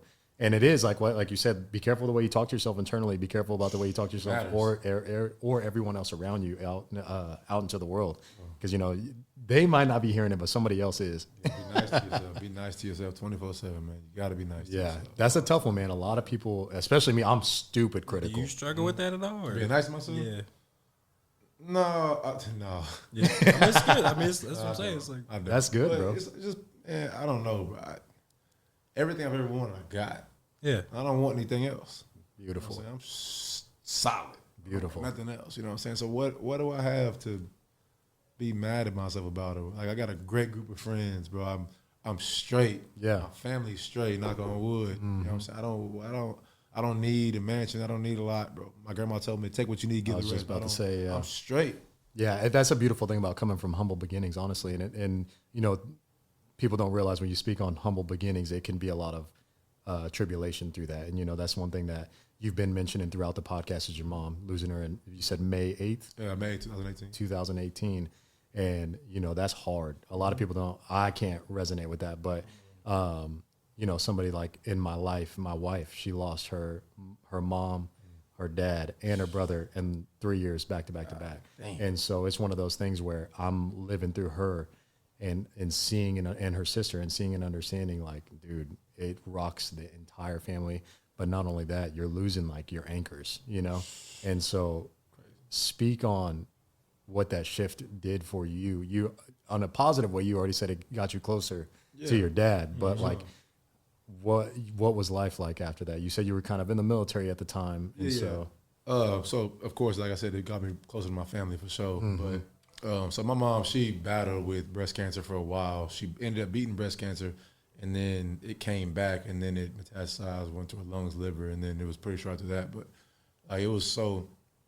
I've always had the mindset of like take what you need and give the rest. That's always been me my whole life. But I was cool with like just doing what I need to do to get by. My mom, when she was sick, I never forget sitting in the doctor's office, and the doctor was basically like, "There's not much we can do. It's growing at a rate that we can't stop it. You can keep doing chemo and keep fighting, but that's only gonna ruin." deteriorate your body. You. Yeah. Like whatever time you have left, it's gonna make it miserable. So it was like you can get off chemo and just live your life, or you can stay on chemo and you can exist. But I never forget being in the office, sitting on the bed, my mom, and she just started bawling out, crying. She was like, "I don't want to just exist." You know what I'm saying? So when she said that was the cue to take her off chemo. You know what I'm saying? She wants to live. So ever since then, my mindset has been, bro, I don't give a bro. If I'm just gonna live, send me to my mama. Yeah. Bro, I've lost a lot of people in the last 10 years, probably over 10 people close to me. If I'm just gonna be here, just living, bro, just waking up, going through like you were talking about earlier, going to work, going to sleep, bro, send me to my mama. Yeah. Let me go kick with my mama for a little bit. You know what I'm saying? I will not live, bro. I will not exist. I'm going to live, bro. Yeah. So from then it was like, okay, how do I live?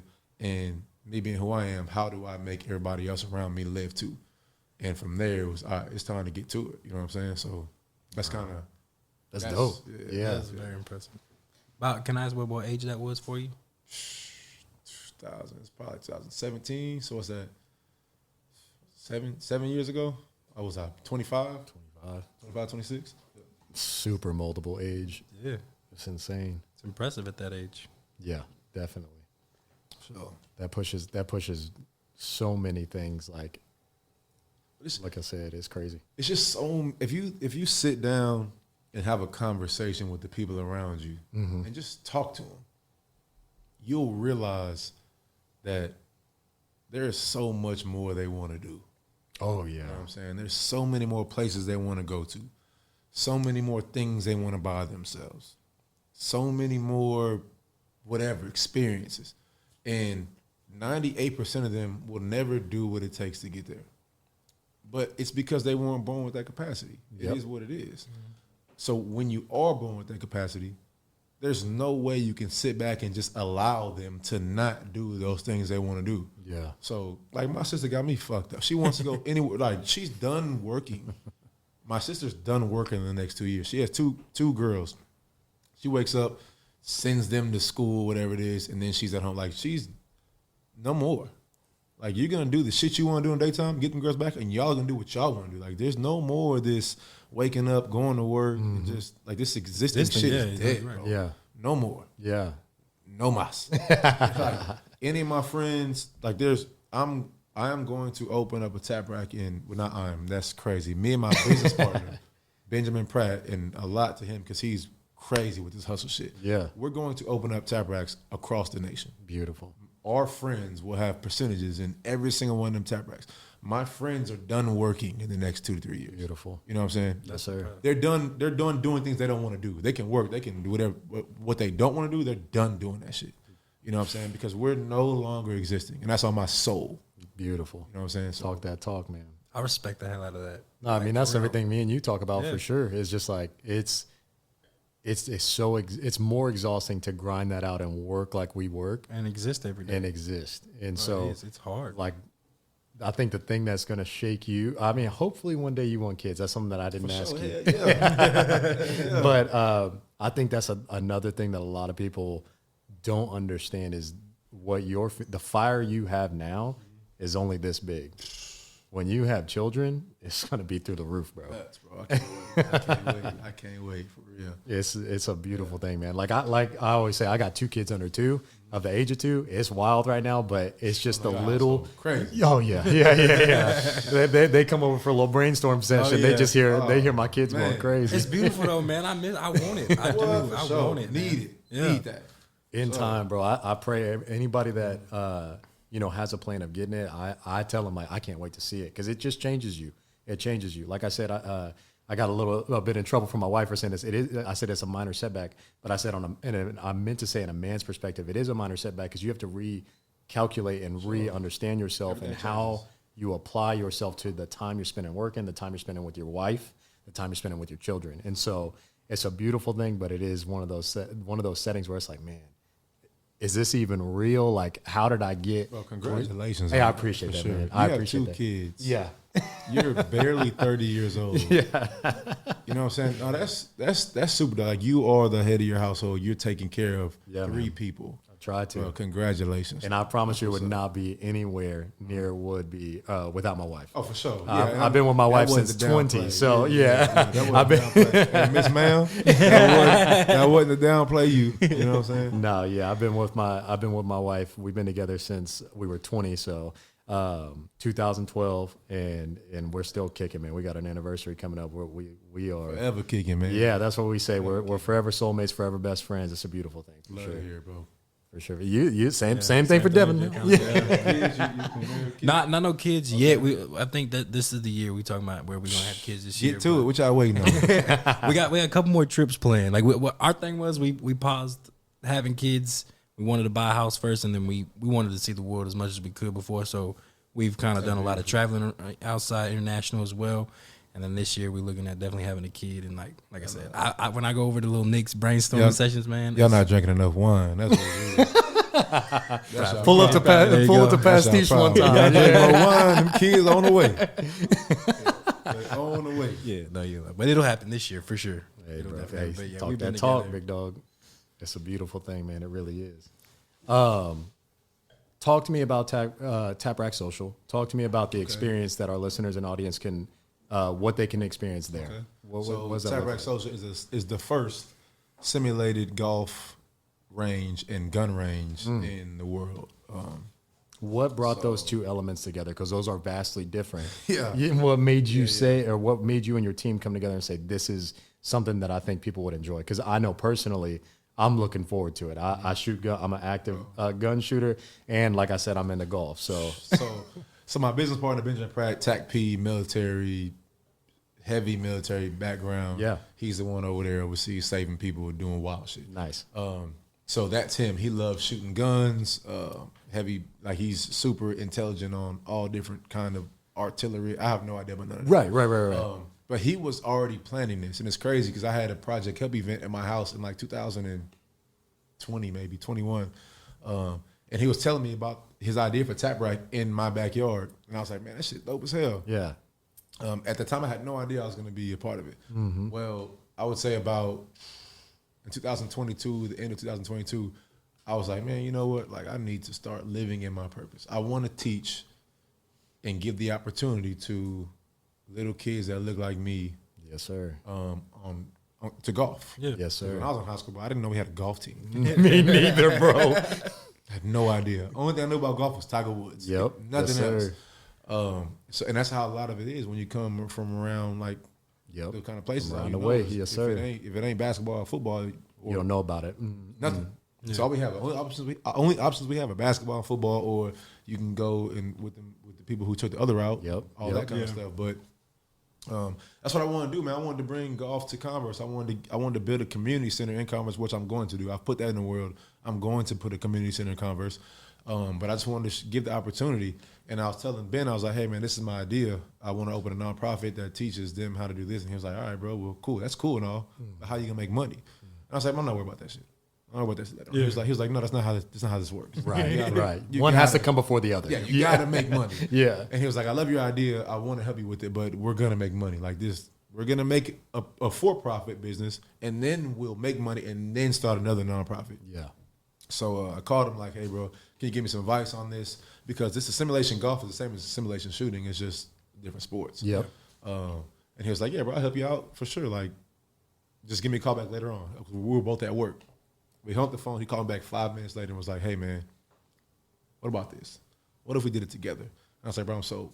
Done deal. And that was, I think, in like October of 2022. And ever since then, we've been rocking. Like, Yeah. So that's how Tap Rack Social was birthed. Like, that's how it got its birth. Yeah. Nice. So how many simulators each do you have at this current location? So the current location is 7 shooting simulators, 2 golf simulators. Oh man, that thing's Pool bar. that thing's 6,000 square big. feet. Yeah, that's a big Nice. facility, bro. So we thought it was big until we started putting bays in it, and then That space is true, started yeah, disappearing. yeah. Like, God damn. Yeah. So That is true.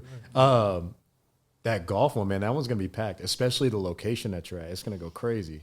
Yeah, You're gonna run out of people. Are gonna get upset because it's gonna be sure. space Absolutely. limited. Absolutely, and that's when the expansion comes. So That is beautiful, yeah, bro. we want that, and as soon as we get that, we're gonna plan for that and then move forward off of that. So You said this was the first in the world, of a simulation golf and simulation shooting. yeah. So and that's kind of like a technicality, right? Because Yeah. there's simulation shooting all over the place. Yeah, no, but to combine it, simulation golf all over the place. Yes, and there's yeah. a place abroad that does simulation shooting. So they've already existed. right? We're just combining it. So that's how we get our first ever. It's in play on words, whatever it is, but still cool. You know what I'm saying? No, it's talking. hella dope to me, Yeah, bro. yeah. And the fact that it's a bar in one place, everybody's gonna be there, bro. Everybody's gonna be there. It's crazy. And the full pizzeria, Okay. bro, it's crazy. we were just leaving here. We just got here from there. We had our first like little safe house event I told you earlier. Yes, sir. And it was just seeing the way it flowed. It was just Everybody was having a good time. Everything was moving the way it needed to. crazy. Man, I can't wait to see this thing. We're definitely gonna do it. Me and my wife are definitely gonna do a date night up there. We gotta- And I'm gonna get pissed because she probably gonna beat my ass at Gonna this get on shooting your simulator. She done. We went axe throwing and she whooped my ass at that. So it's like everything we do, she kills me at. So Yeah, we have another soft opening tomorrow. I'll let y'all know. For sure. Actually, this is not gonna come out by tomorrow, right? So it's at tomorrow 4 to 8 if y'all want yeah, to pull yeah, up. for sure, Tap Rack Social, put it in your Apple Maps, pop it right up, come on sure. over. bro. I'm right around the way off 1604. So it's nothing. Pull up. But man, Alex, we'll let you get out of here, bro. I appreciate the time you gave us for real. You're a very appreciate y'all. inspirational person, man. I learned a lot from today. I actually got fired up more than anything. Yeah, here, bro. I'm like a million more questions, but I know. Go ahead. No, If no, you- I know you guys. Hey, man, watch this. This is Dave. Like, Hey, watch this. Yeah, let him finish that. Go ahead, get Hey, it watch off. this. Get your questions out, my boy. not doing that. Okay. When you said you've always been an entrepreneur, like, were you born with this? Was Like, like I'm sorry. You want? Yeah, pull it up. I'll kill this. Yeah, kill it, bro. So this true story. First grade. I don't know how old I was in the first grade, but first grade, there was a kid who his mom always gave him golden dollars, like the little coins, golden dollars for lunch. My mama gave me 50 cents. Like, that's what you need. You can get your little ice cream, go about your business. Well, the ice cream cost 50 cents. She gave me just enough for that. His mom gave him a golden dollar. In the first grade, I guess he didn't realize he had more money than me. So I was like, hey, bro, this is first grade. Like, hey, man, listen, I don't even like ice cream. I got 50 cents. Just give me your coin and we're good. And I was stacking golden dollars in my house, like in my drawer. My mom found it one day. She found like 12 golden. I was like, bro, what the fuck? And where did you get these from? I told her the story thinking she was going to be proud of me. She Whoop that whooped ass. my Yeah, whoop that ass. Yeah. Whoop my ass. Like, I ain't never had a whooping like that before. Like, you are a con man. And I was like, how can we're the same age? Yeah. Because he don't know what he was getting. You know what I'm saying? But I was trading him so he can get his ice cream because he had enough money, right? I gave him 2 coins. Yeah. So since then I was getting it. And of course everybody has like their lawn mowing. Yeah. Bro, I was, the box of chocolates you get to sell, they were $1, right? I was selling my shit for $2. So it's fair to like say that you see the value in things. Like when you see things, you don't just see it as what it is. You see it's what it could be. Oh, for sure. That's how when you say you 10 steps ahead. 10 steps ahead, Wiz Khalifa. Yeah, for sure. I was selling mine for $2 and keeping that $1. That's to the crib. That's mine. But it's cool to see because like you said, not everybody thinks like that. It's some people just see it as what it is and they just go about their day and like you're thinking about how do I make this better. Bro, I'm telling you, entrepreneurs have a crazy mind. You just think a whole different level of brain. It's crooked. It's pretty crooked. It can get crooked. Like that's what I was doing was crooked. Like, no, but at that age, everybody has some stuff in their bag that they done some sketchy stuff too. So don't feel guilty about that for sure. Yeah, that was when everybody was hustling Pokemon cards, all that kind of crazy stuff. So that's how me and Terrence became best friends, man. That's how me and Terrence became best friends. So Pokemon cards is crazy. No, yeah, dog. There's a lot of ways to con the kids that didn't know what they was getting into. So, but no, What else you got for them? No, so I just kind of like the entrepreneurship. That was cool. And what was the first business you opened up? So the very first business I ever opened up was. It was called 6 Tight. It's my Instagram handle to this day. So I have 6 plus me is 7, but I have 6 close friends. So I just started a company called 6 Tight, and that was like in 2017. But it's because this is gonna it might sound corny and cliche, but if you know me, you know it's facts. I always known I was gonna get it, dog. I always known I was. You always had that energy, especially in school. I promise you. I always knew I was gonna get it. So I was like, man, I'm going to start this company, and I'm going to put all my boys on it, give them all 10%. So 6 Tight was just me and 6 of my tightest friends. 6 Tight started the company, gave them all 10%, and I was like, man, no matter what I do, they always going to have 10% of something because I know I'm going to get it. So that was my first company ever, and it was actually a cleaning company. And then, that's real heroic, right? Until I'm in the house cleaning shit myself. Right. Giving them 10% of shit. So... Of course, I dissolved that, started a different one, but that was my first one. It was like a heroic, give all my partners something dead. Damn all that. Love y'all, but damn all that. Yeah. There's lessons to be learned for sure. Cleaning toilets and they like, no, but it's those humble beginnings that made you where you're at. For sure. Then the ability to pivot and not have fear of like failure again. That's a huge one, bro. That's a huge one. I'll never forget the story. So I started a cleaning company. I'll never forget when I was in basketball in school, and I hate talking about it because I don't, like the word popular is weird as hell when you're old. But in high school, I was popular, right? And of course there are people who aren't as popular, whatever it is. It's just weird to talk about. But it's a social statement. So it was a guy who was in school with me. He had a beautiful family, wife, couple kids, all that. He hired me to clean his house. And typically when you clean somebody's house, what happens? I mean, when you hire somebody, what do? Get the fuck out of it. Like you leave. Right, yeah. Or you go to a room or something. Yeah. No bullshit. It was almost like he was doing this to like flex. Yeah. So he hired me and had me clean his house, and him and his whole family moved to every room I was in. Wild. Every room I was in, they were just in there watching me on some weird shit. Wild. And bro, it was just the weirdest shit I had ever experienced. Yeah. But it was so humbling to me, you know what I'm saying? And damn, I lost my train of thought again. That's why I whooped my ass. No, you're good, bro. I'm the same. So Paul always gives me a hard time because I'm the Losing my same train way, of bro. thought, yeah, There's situations where you're in the middle of something, and someone will come across on negative energy or on some a wave of just being Weirdo shit. Yeah. Yeah. And so I tell Devin all the time, bro, I bank that. Like you can call me Petty Betty or whatever you want to call me, bro. Facts. We know But- why. Yeah. But bro, I promise you, like it's locked in Oh, back yeah, there for of just sure. like, oh, I see what you Watch want this. and Cool. watch what I'm about to do to you. For sure. Like I Appreciate promise that. you. Yeah. Yeah. Appreciate that. Yeah. Humble for sure. I'm gonna give 2 more questions. I You promise. good, big dog? Bro, you good. What would you give your 18-year-old self right now? Just like knowing what you know great now. Like question.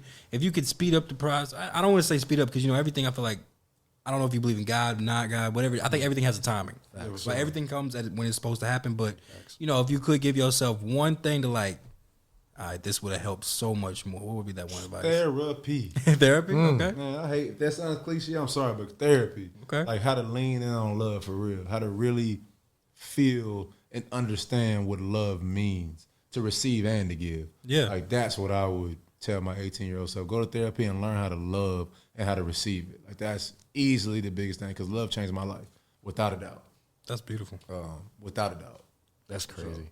I like that. I like you said, I'm a religious person, but I tell everybody like, your beliefs are your beliefs. But I think the one thing that the higher power believes in and that he's trying to teach all of us on this rock that we're stuck on is you just got to find love and you got to learn how to institute love. It's about love first in this world. I swear to If God. you walk out the door with a lens of love, even if I'm not the most like people like Paul will tell you when I walk around, it's one of those things like they think I'm stone faced, I'm an asshole, whatever. But I promise you, I do my best to walk around with a lens of love. It may be tough love, but it's gonna be some love for is sure. love. For sure. Yeah. Love is love. So no, yeah, love is a beautiful one for sure. All you need. It's crazy.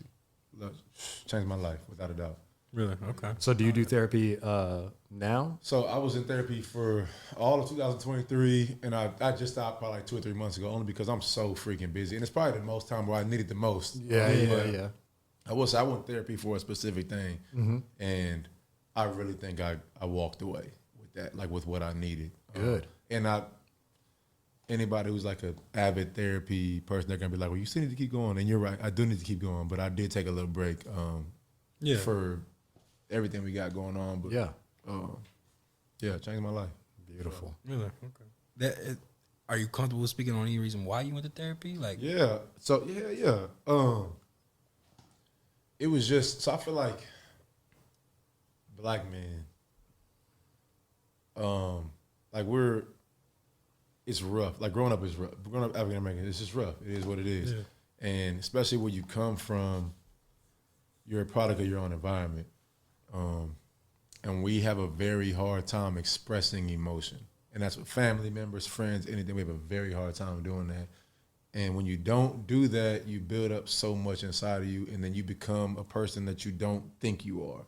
Because in your mind, you're still who you know you are, yeah.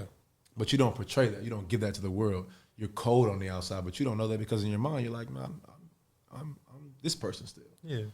And I was ruining a lot of relationship with women, like for sure, because you couldn't pay me to open up to a woman. You couldn't pay me to be vulnerable. You couldn't pay me to be any of that shit because where we come from, it's like if you open up and you're vulnerable, it's Sign of weakness. Yeah, sign of weakness. We Yep. soft. Sometimes it gets All that kind of weaponized shit. against you. Yeah. Every I know single what you bro, mean. a Yeah. lot of the time. And what I love now is, bro, I'm so I so much don't give a damn anymore. Bro,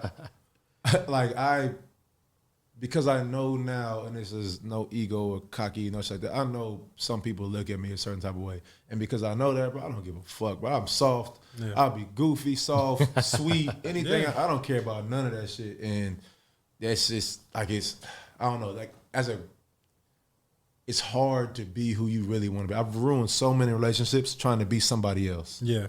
Even down to sexual intercourse with women. Yep. Like doing things just because I think that shit is cool, but I really went through a dark period in my life where it's like, bro, that's not you. It's not who you are. It's not you at all. Like you're doing this and that because everybody else says it's cool because she's cold and you want to impress everybody because you did that with her, but that's not who I am. And I've heard a lot of women down the line being somebody who I'm not.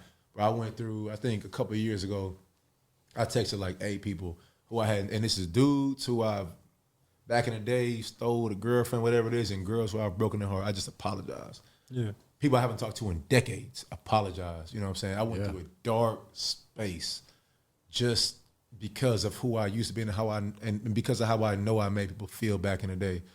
People who probably didn't give a fuck anymore. No, I just but you needed to get needed it off my that. chest, Yeah, you know you what I'm needed saying? that. Yeah. I needed that shit. That's good. So it goes by that saying, just hurt people, hurt people. bro, oh my god. I don't mean to be like, but Facts. like, No, you're not facts. wrong. it's just That's what it is. You know? Facts, bro. Like the therapy helps you heal. You understand who you are a little bit better on the inside. But if you don't do that, you just hurt people, and you just we all out here doing that right now in this world. Well, I heard so many good women. I'm single. At 32, I'm saying I was engaged. They broke it off. But I'm 32, single with no kids. And I know what I want in life, family, for sure. And I've hurt so many women behind just being hurt myself. It's hard to look back and be like, man, you stupid ass. You couldn't just get past yourself. You'd have a good option. Plenty of good women you've messed it up with, you know what I'm saying? So that was the big catalyst. I got to get my ass in therapy because I cannot ruin another relationship. But it takes a lot. Like as a man for yourself, I don't know the whole African American growing up stuff, but I can understand or try to sympathize with y'all a little bit on it. But Listeners, thank you, African Americans. That's facts. so yeah, but I'm not. So it's like I don't want to pretend I can listen to that shoes, but to understand that you're able to at least acknowledge that at any point in your life and address that, there's big kudos to that because, like I said, I think that's the big difference between how people are in this world and not. Is like, are you going to work on that inner self first to make sure that your outer light can shine out to this world like what it looks like you're doing? And like, I like that, man. It's just impressive that you do that. For sure. That's what I was just going back to, like, that ego thing that I was telling you about, bro. Like, one of the biggest things that changed my life. I have yet to do therapy. I know I need it. I know a lot of individuals need it. Almost probably everybody could benefit from it for sure. And so, but the biggest thing that changed my life was the book by Ryan Holiday called Ego is the Enemy. Man, that, like, just identifying, like I said, the ego and realizing that everybody has one. Everybody's going to be able to affect it either way. But, like, he can trigger my ego one way. You can trigger it another way. Aaron can do something to trigger my ego another way. But in understanding all that and navigating those things, it's completely different.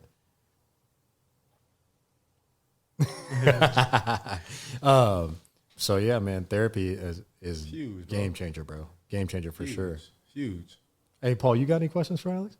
I know throughout the podcast you talked about the kind of struggles you face trying to get to the man you are today.